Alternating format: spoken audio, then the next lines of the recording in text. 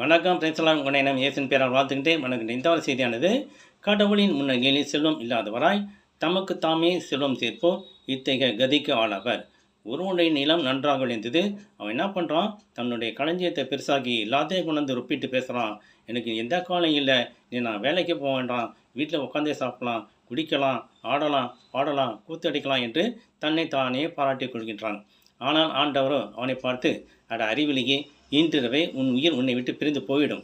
அப்பொழுது நீ சேர்த்து வைத்தது யாருடையதாகும் என்று கேட்கின்றார்.